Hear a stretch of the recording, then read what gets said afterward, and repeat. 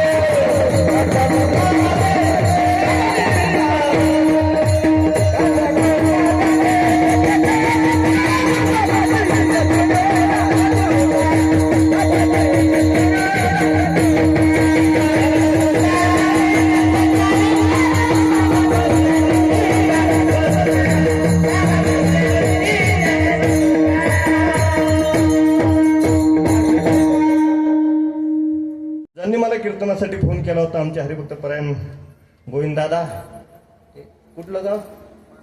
मानवाडीला ते सकाळ सकाळी 6ला भेटली होती म्हणून अभंगती घेतला महाराज. मानवाडीत भेटले. मानवाडीत कुणाचं मंदिर आहे? मारुतीरायाचं. आज वार कोणता आहे?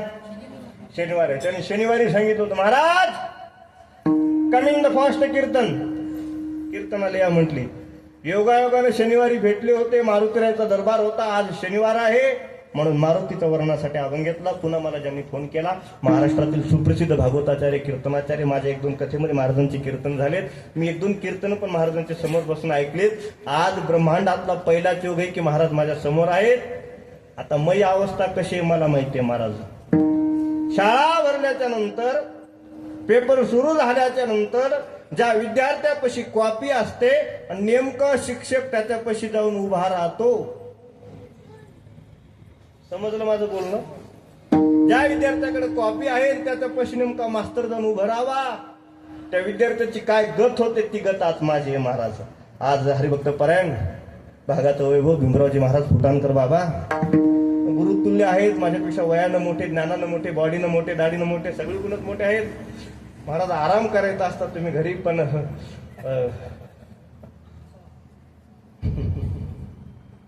ती म्हणली यानं खालीच एवढं पाहतच मला गावाच्या बाहेर कसं काय खालेली नव्हते. महाराज उपस्थितच महाराजासाठी जोरदार टाळ्या वाजवा. ते कीर्तनाला आलेत म्हणून टाळ्या नाही वाजल्या महाराज. गावातला सप्ताह अर्ध गाव गावात आहे, अर्ध मंडपात आहे. ते बाहेरचे असून 4 तास कथा करून कीर्तनात आहेत महाराज.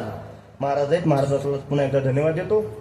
आमचे जीवलग मित्र, आम्ही लहानपणापासून सोबत राहिलो. माऊली महाराज कदम निवळेकर, महाराजांच्याच गावी कथा होती. कथेतूनच दर्शनाला आलो होतो. मग गोविंदभाऊ भेटले.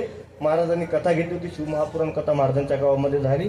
पुन्हा येत्या 16 जानेवारीपासून 22 जानेवारीपर्यंत महाराजांच्याच नियोजनामध्ये महाराजांच्या गावामध्ये कथा आहे, भागवत कथा. आपण सर्वजण आहात. कुणाला राग येऊ नये म्हणून सगळ्याचं नाही का उखाण्यामध्ये घेतो बरं का. आज शनिवार आहे, मारुतीचे भगवान मारुतीला हार घालतो वाकून, भगवान मारुतीला हार घालतो वाकून.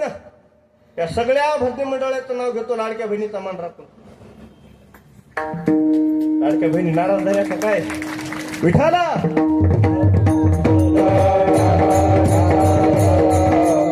ऐका, कोण मारुती? थोडा विषय बाजूला ठेवा महाराज. शरण कोण जाते ती खाटी बघा महाराज. शरण कोण जाते? शरण देऊचे साधू, सुप्रसिद्ध साधू वैराग्याच्या महामेरू वैराग्याचं रसिकत्व प्राप्त तेजोनिधी भगवान श्री जगद्गुरु तुकोबारा शरण जाते महाराज. सामान्य नाही तो. पंचम वेद निर्माते, ज्यांनी 5वा वेद निर्माण केलाय ते जगद्गुरु तुकोबारा आहे. तुम्हा आम्हाला ज्याची भीती आहे तो काळ तुकोबाराच्या घरी काम करतोय. तुकोबाराची खाते काळ गुलाम सलाम करतोय महाराज तुकोबारायचा. अहो काळाला जर तुकाराम महाराजाचं नाव ऐकलं, तुकाराम तुकाराम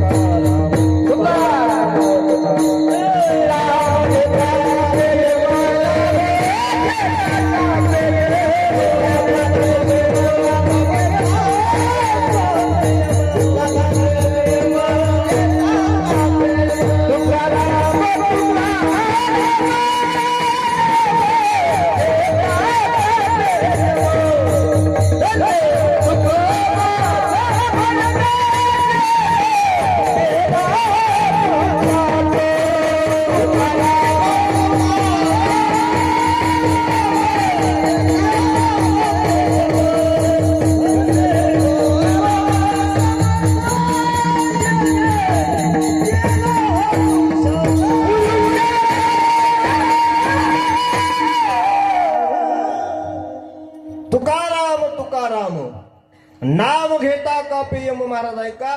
तुम्हा आम्हाला ज्याची भीती आहे. माऊली ज्ञानोबा ज्ञानेश्वरी म्हणतायत, आगा मरहा बोलून साथी माणसाला मर मारुती हो. काय पाहिलं मारुतीनं? काहीच नाही महाराज, एकच आहे. काय? फक्त राम. ज्याच्या जीवनात राम नाही, मारुतीराय म्हणले त्याच्याशी आपलं काहीच काम नाही. सुबह हो शाही शाम हो, जिसके पास राम है त्याच्यापाशी आपलं काम आहे. म्हणजे ज्याच्याकडे रामच नाही, मारुती म्हणजे आपल्या दरवाजाला सुद्धा येऊ नका. जिने राम प्यारा जिने दाम प्यारा उन्हें दाम दे दो, मुझे राम प्यारा.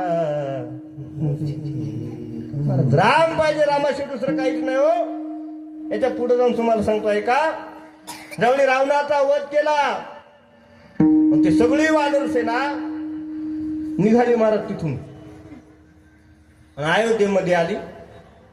आणि मग सभा भरली महाराज. सभेमध्ये काय ठरलं पाहिजे का, या सगळ्या वानरानं युद्धामध्ये मदत केली, युद्ध जिंकून देण्यामध्ये मदत केली, 14 वर्षाच्या वनवासामध्ये सहकार्य यांचंय.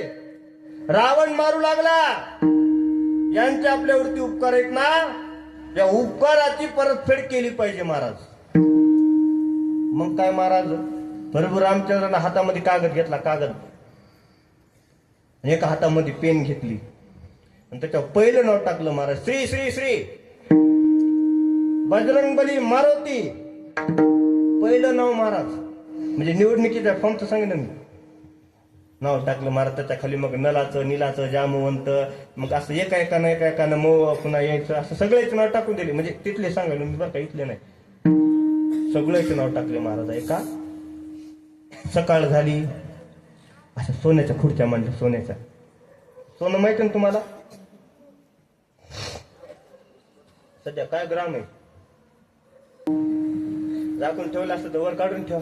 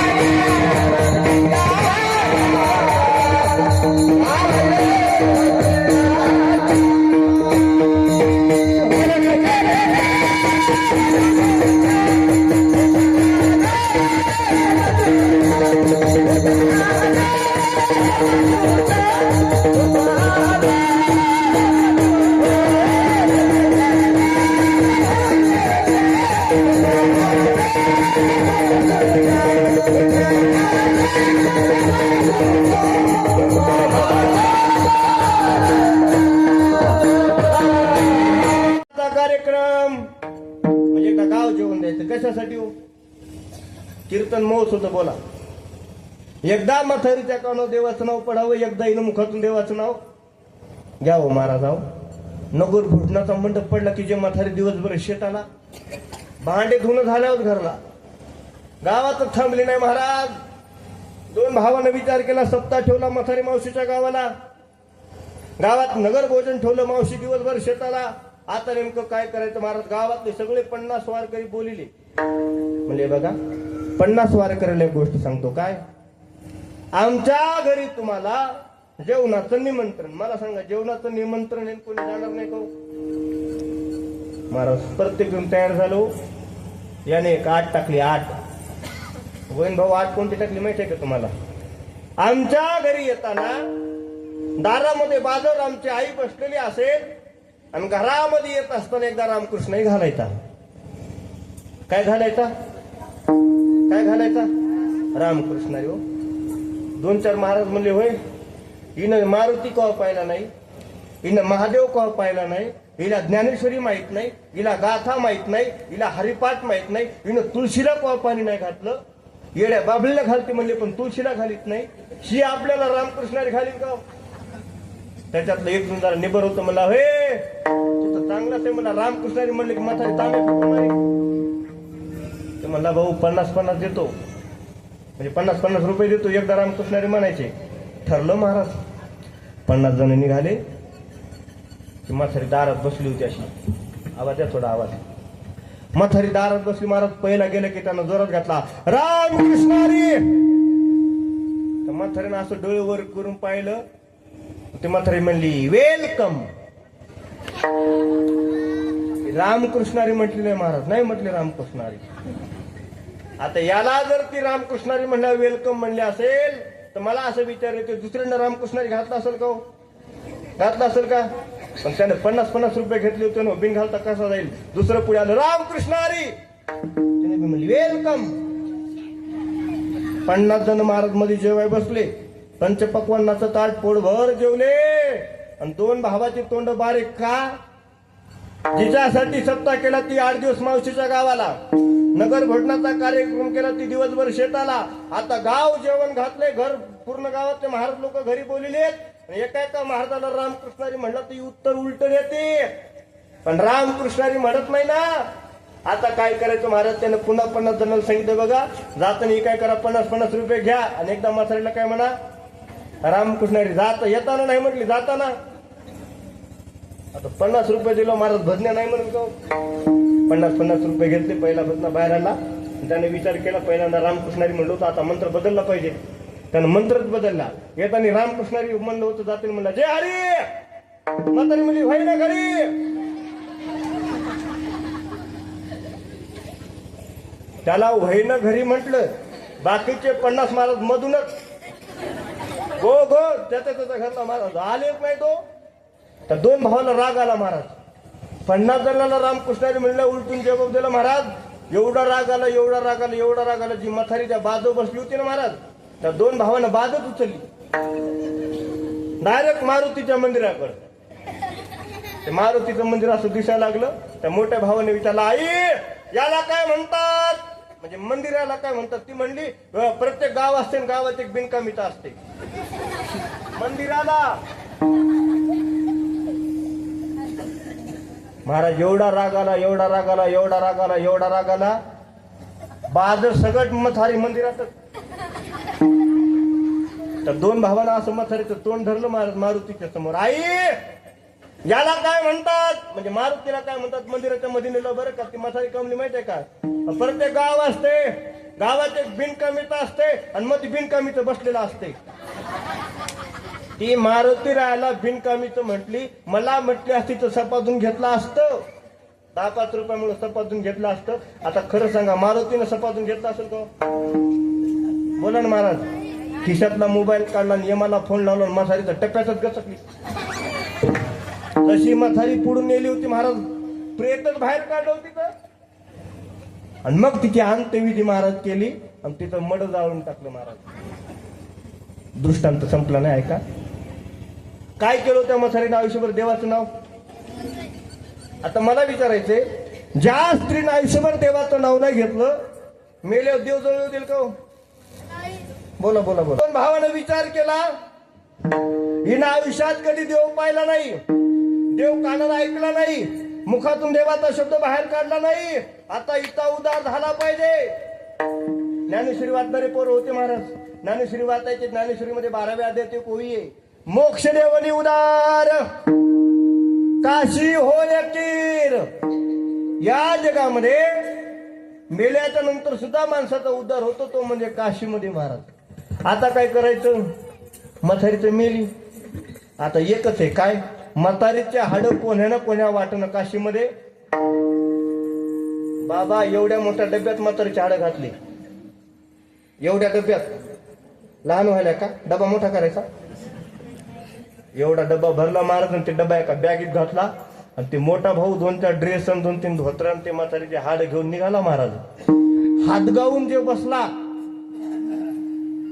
नागपूर, खंडवा, अयोध्या तिथपर्यंत गेला महाराज. तिथे गेलं की रेल्वेच पंक्चर झाली.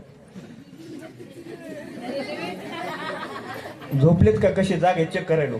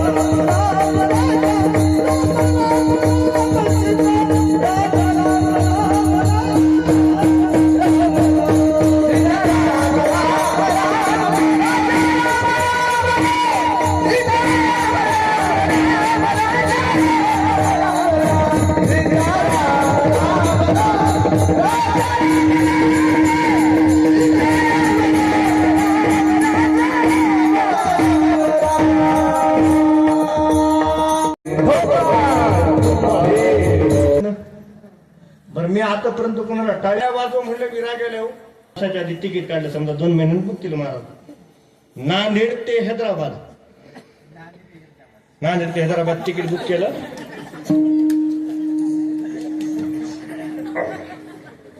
हे आपल्या पुढचे ते तिकडचं तिकडे, नांदेड ते हैदराबाद तिकीट काढलं महाराज त्यानं. आणि तिकीट होती, उद्याची तारीख होती 4/1/2026. उद्याची तारीख होती महाराज. गोजेगावहून त्याला हातगाव करून नांदेडला विमानतळात बसायला जायचं होतं बाबा. ते गोजेगावला उद्या पंक्तीला भांडे धुवू लागले त्यांना आचाराला. आणि 2 वाजता विमान उडूनच गेलं. 4 वाजता महाराजाची कथा झाली. माझ म्हणे बाई, आणि तो विमान होतं की म्हणला मी पायलटला फसिलं. कोणाला फसिलं? पायलटला फसिलं. म्हणजे कसं काय? म्हणजे तिकीट काढून गेलोच नाही. खरं सांगा, पायलटचं काय गेलं? पायलटचं काय गेलं? तुम्ही कीर्तनात टाळी वाजवली नाही वाजली, हो काय जाणार आहे? महाराज म्हणतो कोणाचं काय जाणार हो? काहीच नाही. त्याला रागाला ते घरला उठून गेलं. कीर्तन झालं, मग कीर्तन 1 तास मी मंडपातच, 2 तास मंडपात, 3 तास झाले मला मंडपात, फक्त 6 जण. 2 पाऱ्यावाले, 2 सिस्टीमवाले, 1 मंडप्यावालं आणि 6वा मी. या सिस्टीमवाल्याला वाटत महाराज 2-3 तास झाले जर ते मंडपात थांबल्या त्या नक्की एखादं माईक खिशात घालून म्हणजे मी एवढा आहे स्वर दिसलो का काय तुम्हाला. तर मंडपाला वाटले महाराज एखादी पट्टी टेंट नेते काय काढून आणि त्या पहारे करायला वाटले महाराज जाताना एखादा तरी टाळ. तरी त्या पहारेवारी म्याजवळ आला मला महाराज 1 तास झालं, 2 तास झालं, 3 तास झालं, 2:30 झालं, 3 वाजले काकड्याचे लोक तुम्ही मंडपात तुम्हाला काय घरच्यानं काढून बिडून दिलं का काय निराधार आहेत काय. मला नाही, मला घरदार सगळं आहे पण मी वाट बघायलो. त्याचं नाव आहे लवजीवाद. बरोबर आहे, बोला बोला बरोबर आहे महाराज. सर एवढं तरुण मुलांना महाराज असं हँगिंगचं एक वेळ लागले महाराज. सध्या मोबाईलचा काळ आहे महाराज. भारतात बसतात, गोजेगावात बसतात आणि बातम्या पाकिस्तानमध्ये पाहतात. म्हणजे पाकिस्तानमध्ये काय घडेल ते इथं बसून पाहते. गावात काय चाललंय त्याच्यावर ध्यान ठेवायचं महाराज. त्या अमेरिकेत काय चाललंय ते पाहते. अमेरिकेत बॉम्बस्फोट झाला 25 लोक मेले. आज तुला काय करायचंय. अमेरिकेचा राष्ट्राध्यक्ष बघून गेल, ते बराक ओबामा बघून गेला. आपल्याला काय करायचं. आपल्या घरी भाकरीचे वांदे महाराज आणि आपण अमेरिकेत काय चाललंय बघतोय. अमेरिकेमध्ये भूकंप झाला, घरच्याला घेऊन शेतात झोपायला गेले. अरे काय कुठे माणसा एवढं वेळ लागले महाराज मोबाईलचं. मोबाईल मध्ये एवढे गुंतलेत महाराज, एवढे गुंतलेत. या ऑनलाईन मध्ये एवढे गुंतत चाललेत. इंस्टा, फेसबुक, व्हॉट्सअप महाराज चुकून कोणाला तरी मेसेज पडायलाय ती फ्रेंड रिक्वेस्ट आक्षेट व्हायली आणि मग महाराज एकमेकाला मेसेज वगैरे सुरू आहेत महाराज. तरुण मुलगा मुलीला मेसेज करतो, मुलगी तरुणाला मेसेज करते. कोण्या जातीचा बघितल्या जात नाही, कोण्या नावानं आयडी आहे महाराज. त्याच्यावर देवाचा फोटो आहे, कोण्या हिरोचा फोटो आहे, कोण्या नेत्याचा फोटो आहे, हे बघितल्या जातं महाराज. त्याचे 2-4 फोटो बघितल्या जातात, फेक आयडी बघितली जाते आणि त्याच्यावरती हाय मेसेज टाकला जातो महाराज. तो आपला आहे की दुसरा आहे महाराज कळत नाही. आणि काही दिवसाला महाराज एवढं गुंतून त्याच्यामध्ये जातात, एवढं गुंतून त्याच्यामध्ये जातात की त्याच्यामध्ये गुंतल्याच्या नंतर जिच्या पोटी जन्म घेतलाय तिला सुद्धा फाशी द्या म्हणतात महाराज.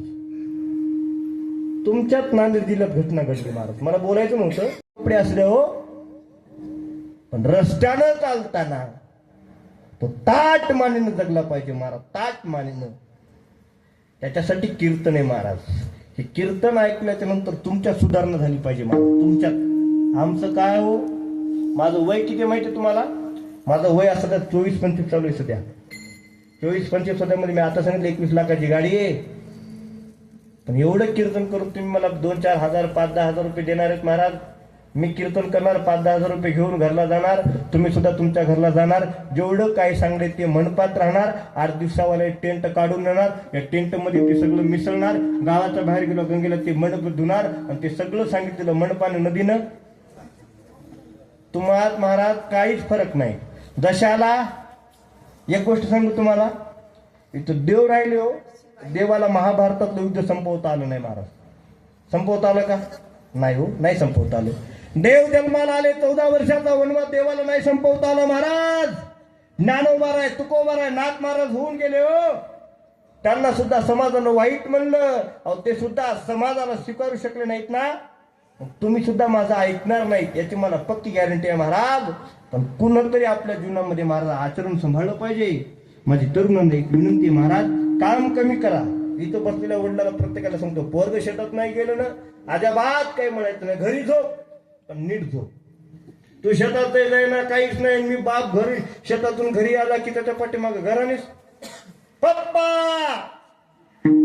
मवारी 4 संपले, आता आणायचे पैसे कुठून. काम कमी करा, माय बापाला त्रास देऊ नका महाराज. आई आणि बाप आपल्या मुलावरती काय संस्कार करू शकतात ना महाराज. एका आईमध्ये किती ताकद आहे सांगू का. 350-400 वर्षापूर्वी त्या आईने एका बाळाला जन्म दिला महाराज. आज प्रत्येक गावागावात, प्रत्येक घराघरात फोटो आहेत महाराज त्यांचे. बाळा तुझ्या खापरपंजाचं नाव काय रे महाराज. नाही घेतलो का नाही घेतलं? काही कर्तृत्वच नाही ना त्यांचं. काय सांगा ना, आपलं काय चरित्र आहे हो? सकाळी उठला, ले लोटातील झाडी टिकून आला, डायरेक्ट आंघोळीलाच गेला. आंघोळून येतो, मंदिराकडे जायचं, तिथं ताटावर बसतो. आपलं कर्तृत्व शून्य महाराज. एका आईने एका मुलाला जन्म दिला, आणि त्या मुलाला राम कृष्ण गोविंद शिकवला महाराज. आणि त्या बाळाला सांगितलं, बाळ, रामाचं जसं आचरण होतं तसं तुझं राहिलं पाहिजे. म्हणून तो छत्रपती शिवाजी महाराज कल्याणच्या सुभेदाराला सुद्धा आईचा दर्जा देतो. आईचा का? एका आईनं सांगितलं होतं, बाळ, आचरण रामासारखं पवित्र राहिलं पाहिजे. कल्याणच्या सुभेदाराची सुद्धा खना नारळानं ओटी भरली महाराज. ही ताकद एका आईची होती. म्हणून माझी तरुण मुलांना, तरुण मुलींना विनंती आहे, आपल्यामुळे आपल्या मायबापाची मान खाली गेली नाही पाहिजे. एवढीच तुमच्या चरणी प्रार्थना. गळ्यामध्ये पवित्र तुळशीची माळ घाला. व्यसन जर करत असाल तर ते काढून टाका. व्यसन काहीच नाही महाराज. काजू बदाम खाऊ, काजू बदाम खाईन झालीत महाराज लोक.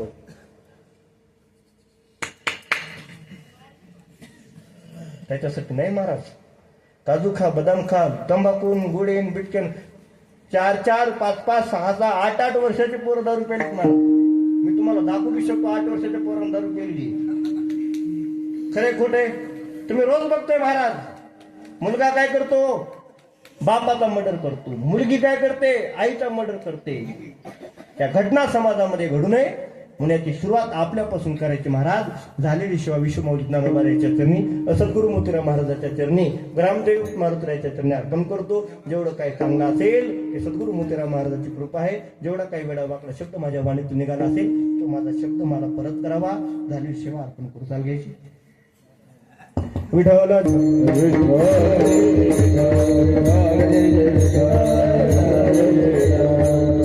हा बोले पुरे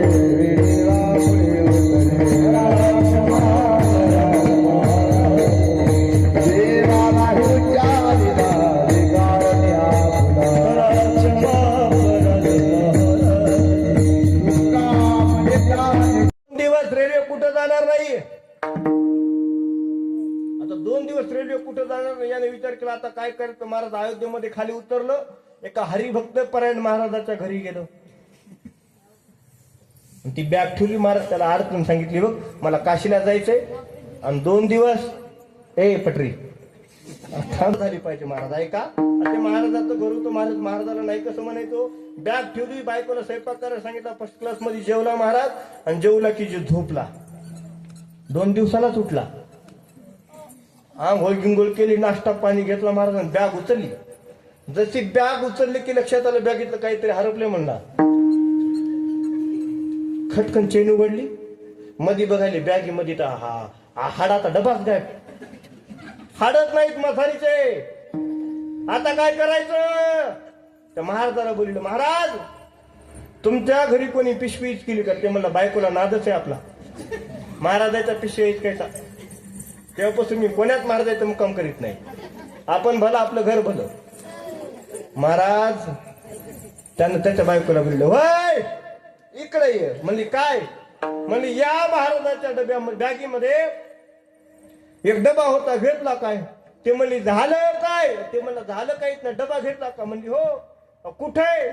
म्हणली मला वाटतं त्याच्यात गौरीचं पीठच आहे का नाही. मी त्यानं भांडे घासले. बोला कशानं? आपली सासू आहे का काय? बोलायची जोरात. महाराज हाडानं त्यानं भांडे घासले. आता मला असं विचारायचंय, भांडे घासलेलं पाणी गंगेत जाते का नालीत जायचंय? बोला नालीत. तुमचं काय मत आहे? भांडे घासलेलं पाणी गंगेला जाते का नालीत जाते? कुणी बोलायला नालीत जाते महाराज. मग मला असं विचारायचंय, म्हातारी गेली कुठं? म्हातारी नालीत. असं बारीक तोंड झालं महाराज, बारीक. अयोध्येहून घरी आलं ते. अयोध्येत थांबलंच नाही. बॅगन संगण घरीच. लहान भावानं घरीला विचारलं, दादा ज्या कामासाठी काशीला गेला होता काम पूर्ण झालं का? बारीक तोंड केलं माय. सांगितलं दादा नाही म्हटलं. आई काशीलाच गेली नाही. मधीच गायब झाली. आता नालीत गेलं कसं सांगायचं. आता काय करायचं महाराज म्हणले पुन्हा एकदा प्रयत्न कर, ट्राय अगेन. पुन्हा एवढा डब्बा, पुन्हा म्हातारीच्या असती त्याच्यात, पुन्हा बॅग उचलली महाराज, हात गाऊन बसलो, नागपूर पर्यंतच गेलो. तिथं पुन्हा मुक्काम पडला. ज्याच्या इथं मुक्काम पडला तो बी महाराजच. महाराजाला सांगितलं आजची रात्र उशीर झालाय, मला आता उद्या सकाळी गाडी आहे, रात्रभर मुक्काम करायचा आहे. आधी दणका बसला होता महाराज, एकदम बॅग खुटीला अडकली तर हाड नालीला गेले, बॅगच उशाला घेऊन झोपलं. महाराजाची बॅग हुशार, हळूच बॅग काढून घेतली, गोटा ठेवला. बॅग हिचकली महाराज, हाडाचा डब्बा निघला. तिनं तिचा कार्यक्रम करून टाकला. ते सकाळी बेगीनं तुटलं, पहिली बॅग चेक केली महाराज, लगेच लक्षात आलं डब्बा. महाराज या पिशवीत डब्बा होता कुठे? ते म्हणलं आमच्या बायकोला महाराजाच्या पिशव्या इतका नादच आहे. तिला बोललो इकडे ये. काय?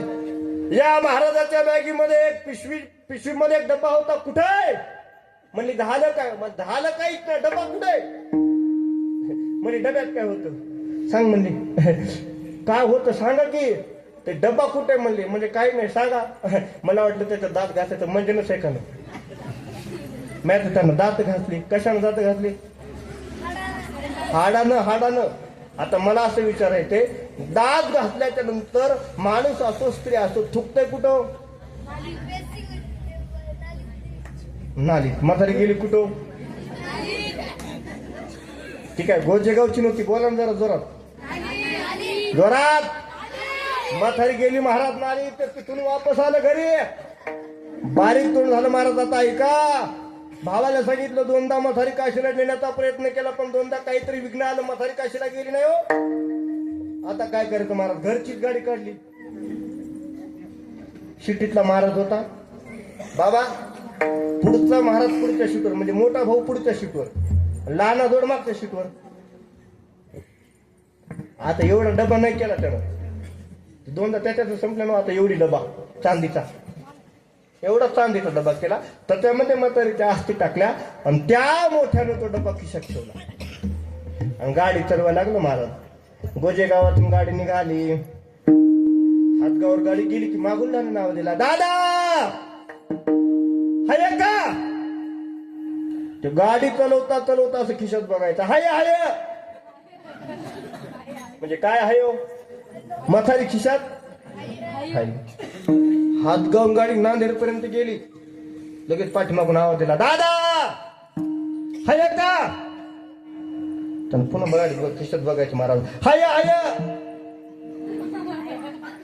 पुन्हा गाडी 200 किलोमीटर हो, दादा हाय का? ते पुन्हा खिशात बघायचं, हाय हाय. हे चलू देऊ का 2-4 दिवस? महाराज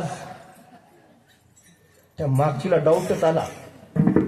तिनं नवऱ्याला विचारलं, होय ते लहान नादेर मगांपासून घरी निघाला तोपासून विचारायला, काय हाय का? तुम्ही हाय म्हणाले, हाय का?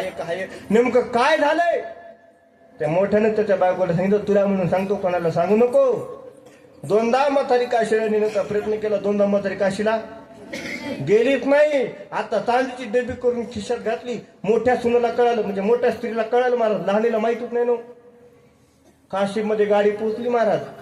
त्या मोठ्यानं लहान्याला खुलील, हे बघ 2दा म्हातारी काशीला गेली नाही, आता वेळ करायचं नाही, पहिलं आंघोळ करायच्या आधी आस्ती पूजन करायचं आणि म्हातारी कोटं सोडायची, नदी सोडायची, एकदा हिला मुक्ती द्यायची. आंघोळ पटकन केली महाराज. आणि एक ब्राह्मण बघितला आणि ब्राह्मणाला सांगितलं, ब्राह्मण बुवा जेवढं लवकर होईल तेवढा लवकर विधी करा. ब्राह्मणानं महाराज त्या आस्ती बिस्ती काढायला लावल्या. लहान सांगितलं, दादा डबी अजिबात खोलायची नाही, डबी खोलायचीच नाही, म्हातारी उडून जाण्याची शक्यता. डबी तर जाऊ दे म्हणला, पिशवी सुद्धा खोलायची नाही, डबी सगट उडून जाईल. पिशवी सगट म्हातारीची पूजा सुरू केली महाराज. ब्राह्मणाने सांगितलं, हातात पाणी घ्या, डोळ्याला पाणी लावा, अक्षदा लावा. हरी ओम गणानंतो गणपतिकुंग हवामहे, प्रियानंतो प्रियपतिकुंग हवामहे, निजनंतो निधिपतिकुंग हवामहे, वसोम महामजाने गर्भदम महातुमजासे गर्भदम महा. लावा म्हणजे अक्षदा डोळ्याला पाणी आणि हाडाच्या अस्थी विसर्जन करा महाराज. यांनी विचार केला, डब्याचं जर झाकण खोललं, म्हातारी अशी डबी सोडायची. आज उद्या परवा 1-2 वर्षाला कवा न कवा कापड निघल डबी मथारीमध्ये पोचल. आता खोलायची नाही महाराज. आणि इकडे बायाने कार्यक्रम सुरू केला. कशाला? तू पिशव्या शंभर मी आंघोळ करून येते. ती लहान आंघोळीला गेली महाराज. आणि इकडे येणं आस्ती धीरानं काढून